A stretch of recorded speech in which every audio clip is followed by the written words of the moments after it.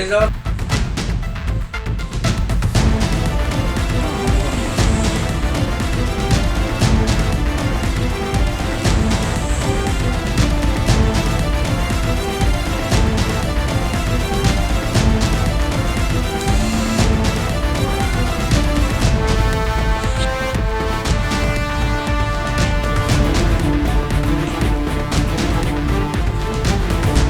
ছিল চপটগামত এসপ্তাহমান আগতে চপটগামত গৈছিলোঁ। চপটগামৰ পৰা আহি চাওঁ যদি মোৰ ঘৰ গোটেই ওলট পালট কৰিছে। দুটা গডৰেজ ভাঙিছে, আলমিৰা ভাঙিছে, চব বস্তু ওলট পালট কৰিছে।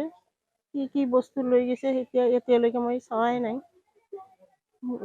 আহি দেখিহে মই পুলিচক ফোন কৰিছে? পুলিচক ফোন কৰিলোঁ। পুলিচ আহিছে।